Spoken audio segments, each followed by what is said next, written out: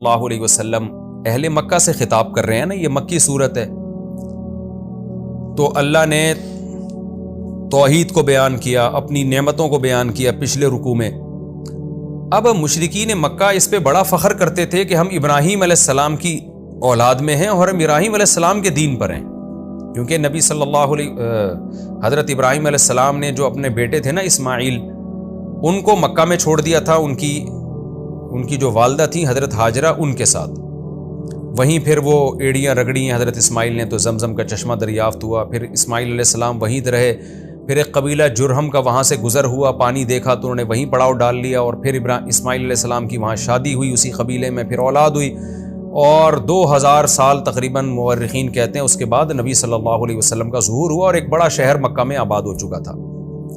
تو یہ سب چونکہ ابراہیم علیہ السلام کی آل اولاد تھی اس میں، تو وہ بار بار جو ہے نا کہ ہم دین ابراہیمی پر ہیں۔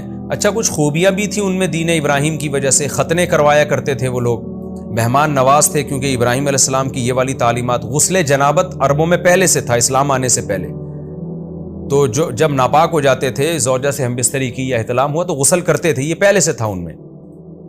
تو بہت ساری چیزیں مذہب ابراہیم کی باقی تھیں ان میں۔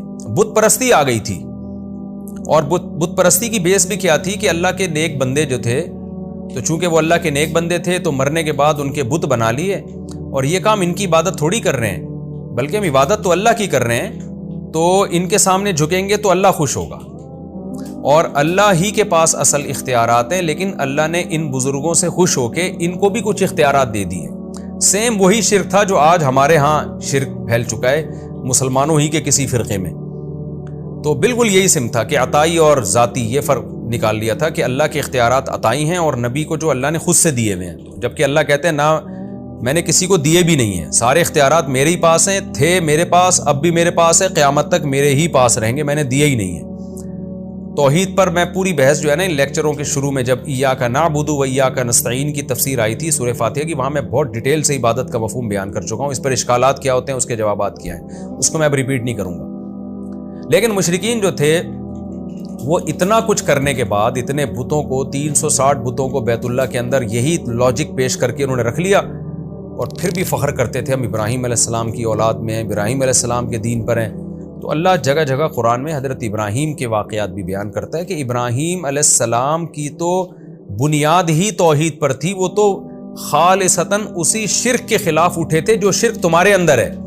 عیسائیوں والا شرک اور طرح کا ہے، وہ عیسیٰ ابن مریم کو اللہ کا بیٹا کہتے ہیں، ابراہیم علیہ السلام کو تو ان سے واسطہ ہی نہیں پڑا، وہ تو آئے ابراہیم علیہ السلام کے بعد ہے۔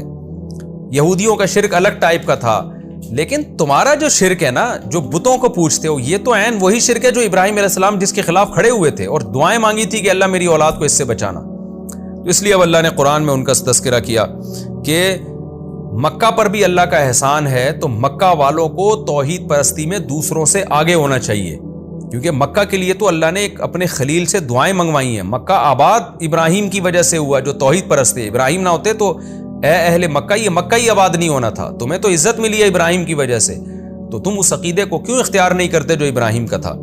تو قرآن کہتا ہے وَإِذْ قَالَ إِبْرَاهِيمُ، اس وقت کو بھی یاد کرو جب ابراہیم نے کہا رَبِّ اجْعَلْ هَٰذَا الْبَلَدَ آمِنًا، اے اللہ اس شہر کو امن والا بنا دے۔ یہاں ایک اشکال ہوتا ہے کہ اس وقت تو وہ شہر بنا ہی نہیں تھا، اسماعیل علیہ السلام تھے، اور کتنے لوگ ہوں گے اس میں؟ فرض کر لے اسماعیل علیہ السلام کی شادی بھی ہو گئی تھی شادی حضرت ابراہیم کا آخری دور میں، یہ حدیث سے ثبوت ملتا ہے، تو اولاد بھی ہو گئی، تو شہر تو نہیں بن گیا نا۔ تو ایک اشکال تو یہ ہوتا ہے۔ اسی طرح ایک اور اشکال ہوتا ہے کہ یہی آیت قرآن میں دوسرے مقام پر ایسے ہے رب اجعل ھذا بلدا آمنا، یہاں ہے ھذا البلد آمنا، وہاں ہے ھذا بلدا آمنا، دونوں کے ترجمے میں فرق ہے۔ ھذا البلد میں البلد پہ الف لام ہے، تو ھذا البلد کا مطلب تو یہ شہر، یہ شہر، آمنن کا مطلب امن والا، یعنی اے اللہ بنا دے اس شہر کو امن والا۔ گویا شہر کی طرف نسبت ہو رہی ہے کہ شہر تو بن چکا ہے، شہر بنانے کی ضرورت نہیں ہے، وہ تو بن چکا ہے، اس کو بنا دے تو امن والا۔ اور دوسری طرف قرآن میں آتا ہے ابراہیم علیہ السلام نے دعا مانگی ھذا بلدن آمنن، ھذا بلدن کا مطلب یہ ایک شہر، اس کو بنا دے تو شہر اور امن والا، یعنی شہر بھی بنا دے اور امن والا بھی بنا دے۔ یہ ایک اشکال ہوتا ہے یعنی اس کو میں اور آسان گرامر کے اس میں سمجھاتا ہوں. جب آپ کہتے ہیں نا ہاذر رجل تو اس کا مطلب یہ ہے کہ یہ آدمی, اور جب آپ کہتے ہیں ہاذا رجل اس کا مطلب یہ آدمی ہے. یہ جملہ کمپلیٹ ہو گیا. ہاذر رجل کمپلیٹ نہیں ہوا, تو ہاذل بلد یہ کمپلیٹ نہیں ہوا. ہاذل بلد کا مطلب یہ شہر. اب کیا کرنا ہے شہر کا؟ آمنن امن والا بنا دے. اور ہاذا بلدن جب الف لام نہ ہو تو اس کا مطلب ہاذا بلدن اجعل ہاذا, اے اللہ بنا دے اس کو, جس کی طرف میں اشارہ کر رہا ہوں کیا بنا دے؟ بلدن شہر بنا دے, آمنن امن والا بنا دے. تو یہ دو اشکال ہوتے ہیں کہ شہر تھا ہی نہیں تو اس کو شہر کیسے کہہ دیا, اور دوسرا اگر شہر کہا تو دوسرے مقام پہ تو نہیں شہر کہہ رہے بلکہ کہہ رہے شہر بھی بنا امن والا بھی بنا. تو اس کا جواب یہ ہے کہ یہ جو دونوں آیتیں ہیں نا قرآن میں, ایک جگہ آتا ہے اس کو شہر بنا دے امن والا, ایک جگہ آتا ہے اس شہر کو امن والا بنا دے. تو اصل بات تو یہی ہے کہ اس وقت مکہ شہر بنا نہیں تھا. تو ابراہیم علیہ السلام جو کہہ رہے ہیں نا اس شہر کو امن والا بنا دے, یہ ما یعولو الیہ کے اعتبار سے کہہ رہے ہیں. ما یعولو کا مطلب وہ چیز جو شہر بننے والی ہے اس کو پہلے سے شہر سے تعبیر کیا جا رہا ہے. اس کی مثال ایسے ہے جیسے آپ سونا لے کے جاتے ہیں سونار کے پاس, ابھی کچھ بھی نہیں بنا, آپ اسے کہتے ہیں یہ اس کو اچھی انگوٹھی بنا دو آپ. تو مطلب کیا ہوتا ہے کہ میں اس کو انگوٹھی اس لحاظ سے کہہ رہا ہوں کہ فیوچر میں اس نے انگوٹھی ہی بننا ہے لیکن اچھی بن جائے. تو انگوٹھی کی الگ سے تصریح نہیں کرتے. اب آپ سونار کے پاس گئے خام سونا لے کے, آپ نے کہا اس کو اچھی سی انگوٹھی بنا دیں. سونار یہ تھوڑی کہتا ہے پہلے آپ یہ کہو کہ اس کو انگوٹھی بنا دیں پھر یہ کہو کہ اس کو اچھی بنا دیں. اب یہ انگوٹھی ہے ہی نہیں تو آپ اچھی کیسے کہہ رہے ہو؟ تو ہم کیا کہیں گے بھائی, جب اچھی انگوٹھی کہہ دیا تو اس میں ضمناً خود بخود ہی یہ بات آ گئی ہے کہ انگوٹھی بھی بنانی ہے. تو میں اچھی کو اس لیے فوکس کر رہا ہوں کہ انگوٹھی تو بناؤ گے ہی مجھے پتا ہے لیکن اچھی بنانا. تو یہاں بھی یہی ہے کہ ابراہیم علیہ السلام نے ایک موقع پہ فرمایا کہ اللہ تو اس کو شہر بنا دے امن والا. تو ابراہیم علیہ السلام کو پتا تھا شہر تو بننا ہی ہے, تو اس لیے فرمایا کہ شہر جو یہ جو شہر ہے نا جو فیوچر میں شہر بنے گا اس کو امن والا شہر بنانا ہے. ایک جواب تو یہ ہے, بڑا معقول جواب ہے کیونکہ یہ عرف میں اس طرح کا لوگ کلام کرتے ہیں. دوسرا یہ بھی ممکن ہے کہ ابراہیم علیہ السلام نے یہ دعا 2 دفعہ مانگی ہو. ایک دفعہ اس وقت جب یہ شہر تھا ہی نہیں تو اس وقت یہ دعا مانگی ہاذا بلدن آمنن, اے اللہ اس کو شہر بھی بنا اور امن والا بھی بنا. پھر بڑھاپے میں جب دوبارہ گئے ہوں تو پھر اس وقت یہ کچھ نہ کچھ شہر کی شکل نکل آئی ہو تو ابراہیم علیہ السلام نے پھر یہ دعا مانگی ہو اللہ اس کو شہر بنا, اور ایسا یعنی اس شہر کو جو شہر تو بن چکا ہے امن والا بنا دے. دونوں باتیں مفسرین نے نقل کی ہیں اور دونوں باتیں معقول ہیں. خیر, تو ابراہیم علیہ السلام نے دعا مانگی اے اللہ اس شہر کو امن والا بنا دے. وجنبنی وبنی ان نعبد الاصنام, دو دعا مانگی, ایک روحانی ترقی کی دعا اور ایک مادی ترقی کی دعا. یعنی مکہ کے لیے 2 دعائیں مانگی ابراہیم علیہ السلام. ایک بلکہ ہم اگر کہیں کہ یہ پہلے دعا مانگی کہ اس کو شہر بنا دے تو یہ 3 دعائیں ہو گئیں. پہلی دعا اللہ اس جگہ کو شہر بنا, دوسری دعا جو مادی ہے یعنی دنیاوی فائدے کی امن والا بنا, تیسری ورزقہم من الثمرات, اے اللہ اس میں پھل پیدا کر دے.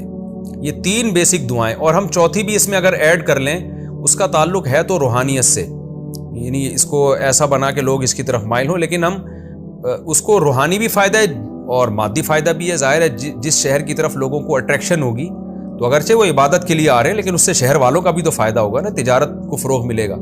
تو ہم یہ والی جو دعا ہے اس کو ہم روحانی بھی مانتے ہیں اور مادی بھی مانتے ہیں. تو اب خلاصہ یہ نکلا کہ 4 مادی دعائیں ابراہیم علیہ السلام نے مکہ کے لیے مانگی اور ابراہیم علیہ السلام نے 2 روحانی دعائیں مانگی ہیں آخرت کے فائدے والی.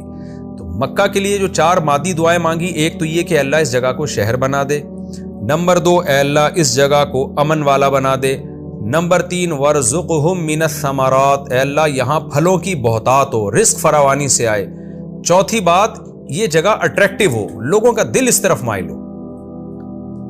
اور 2 روحانی دعائیں مانگی ہیں. یہ 4 تو وہ دعائیں جس کا دنیاوی فائدہ. 2 دعا کیا, وجنبنی وبنی ان نعبد الاصنام, میری اور میری اولادوں کو, جو ظاہر ہے یہاں ٹھہرنے والی اولاد ہے اور جو نہیں ٹھہر رہی, سب کو تو ایسا بنا کہ بتوں سے ہم دور رہیں, یعنی توحید والا شہر ہو, شرک والا نہ ہو.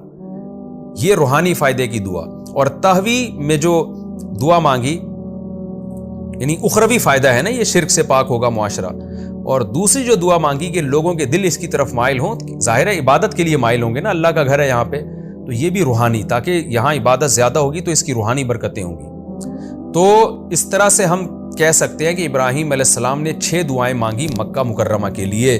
اس سے ہمیں پتہ چلتا ہے کہ کسی بھی شہر میں یہ 6 کام ہو جائیں تو اللہ کا بہت بڑا احسان ہے۔ نمبر 1، کوئی علاقہ شہر بن جائے، گاؤں نہ ہو، یہ بھی اللہ کی نعمت ہے، کیونکہ شہر میں آپ کو سہولتیں زیادہ ملتی ہیں، شہر میں تہذیب زیادہ ہوتی ہے۔ اسی لیے علماء کہتے ہیں کہ گاؤں کی نسبت شہر میں زندگی اختیار کرنا یہ زیادہ فائدے کی چیز ہے، بشرطے کہ بے حیائی اور ان چیزوں سے انسان بچے، اس میں انسان کا مینٹل لیول بھی اوپر جاتا ہے۔ دیکھیں نا، یوسف علیہ السلام نے کہا تھا نا یعقوب علیہ السلام کو کہ اللہ تعالیٰ آپ کو گاؤں سے اٹھا کے شہر میں لے کر آیا، یہ ایک نعمت کے طور پہ بیان کیا۔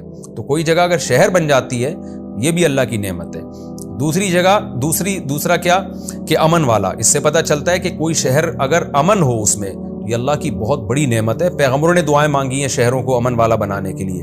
تیسری بات، کسی جگہ کی معیشت بہت ہو، رزق فراوانی سے مل رہا ہو، تو یہ بھی اللہ کی بہت بڑی نعمت ہے۔ اس لیے کوشش کرنی چاہیے اللہ سے کہ آپ کے شہر میں رزق کی فراوانی ہو، یہ اللہ کی نعمتوں میں سے بڑی نعمت ہے۔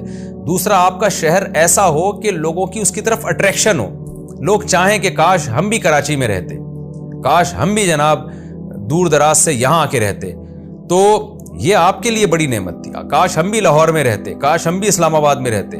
تو اب جو شہر بھی اس کرائٹیریا پہ پورے اترتے ہیں تو ان کو اللہ کا شکر ادا کرنا چاہیے، اور جو شہر اس پہ نہیں اترتے، جیسے کراچی الحمدللہ بھنگی خانہ بنا ہوا ہے، تو میں تفسیر میں اس طرح کی باتیں کرتا نہیں ہوں، لیکن اب بنا ہوا ہے تو کیا کریں، بات آ گئی ہے۔